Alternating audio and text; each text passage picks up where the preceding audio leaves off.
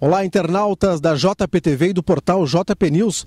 Mais uma vez estamos iniciando um programa Entrevista na Beira do Rio, sempre destacando essa maravilha que é o Rio Caí e o Cais do Porto. Hoje o nosso entrevistado é um empresário e também um estudioso de filosofia, o Marcos Hantz. Como é que vai, Marcos? Olá, tudo bem?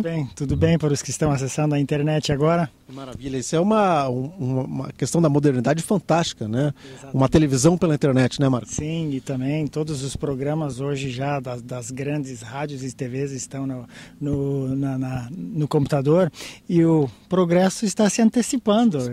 Aqui na nossa região, sendo um dos pioneiros. Certo. Bom, o Marcos, nós temos vários assuntos para tratar com ele, porque eu já disse que ele é estudioso de filosofia, é empresário, mas, sobretudo, é um apaixonado por viagens.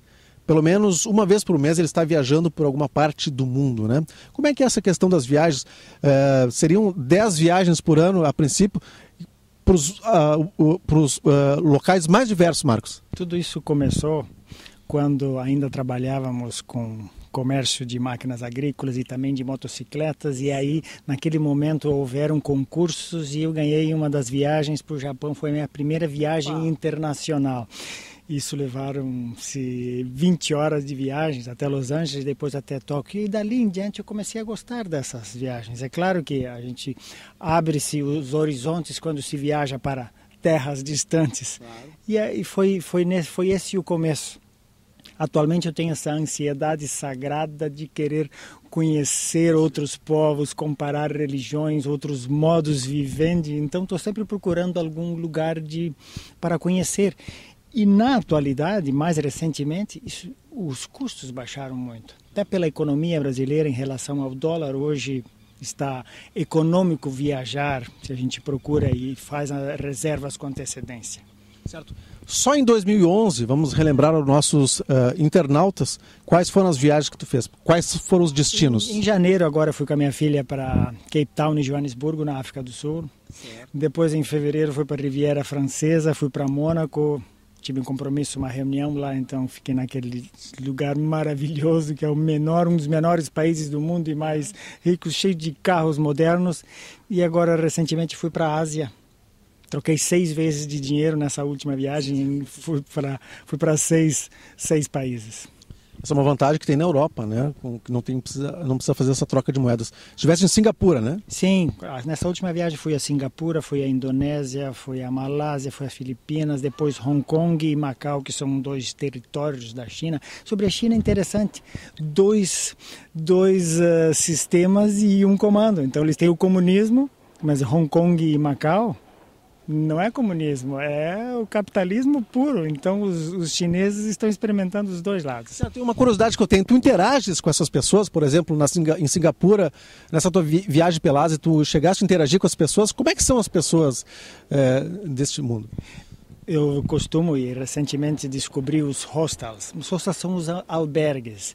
Então quando você chega num albergue... Quer dizer que tu não vais aos hotéis de luxo, né? Tu prefere um albergue, uma coisa mais... Já fiz isso. Mas aí você fica sozinho no hotel, você quer uma informação, você vai lá, pede para o recepcionista, mas aí fica aquela coisa fria. Você chega num albergue, você conhece pessoas que estiveram no local, os próprios donos, os gerentes do albergue que são do local, você se coloca dentro da comunidade naquele momento com informações, e aí você com mais facilidade conversa com pessoas daqui, do local, porque você é indicado para restaurantes ou para tours, então fica mais fácil. Bom, dessas viagens todas que tu já fez, Marcos, qual foi a viagem mais interessante e também aquela que mais te frustrou?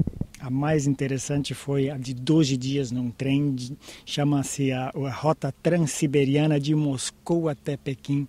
Fiz uma parada em Ulaanbaatar, que é a capital da Mongólia. É tudo diferente nessa viagem, porque o cenário, as pessoas, é tudo diferente do que a gente está acostumado aqui neste lado. E a que eu não gostei tanto foi recentemente quando fui para a Venezuela. Fui para a Isla de Margarita, que tanto se fala. Isla de Margarita. E eu ia ficar 2, 3 dias, fiquei uma noite só. Mas por que foi tão ruim, Marcos? Porque quando cheguei de volta no hotel, eram 7 e pouco, já estava escurecendo. Olha, hoje não tem luz. não foi só por isso, porque todos os dias eles tinham que desligar toda a energia da ilha, e não só da ilha, mas também da capital de Caracas, porque o governo não planejou a energia, as turbinas não estão funcionando e o governo dizia é por causa da água, mas choveu, não foi por isso, a manutenção das turbinas. Então, mas não só por isso, se via a decadência nas praias, nos locais, nos restaurantes. Isla de Margarita já foi, não é mais o que se dizia a respeito. Então foi frustrante estar lá. Marcos Hans, se eu resolvesse te dar um presente, uma viagem por tua escolha, né? Qual o país que tu já visitou que tu visitaria novamente? O Egito. Eu fui para o Egito, fui naquelas pirâmides, nós fizemos inclusive uma cerimônia dentro das pirâmides e aquilo é a história, mas não a mais antiga, mas a mais tradicional, que mais está agora em moda.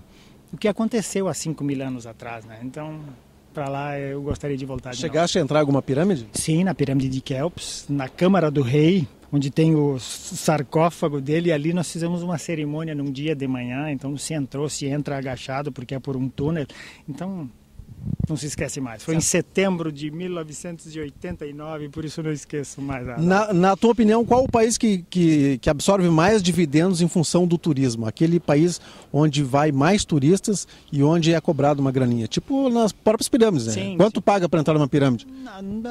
Essas taxas são poucas. Isso não sei qual é a moeda hoje lá, mas isso não é significativo. Se olharmos em termos de mundo, o local que está mais crescendo é a Ásia, em termos econômicos.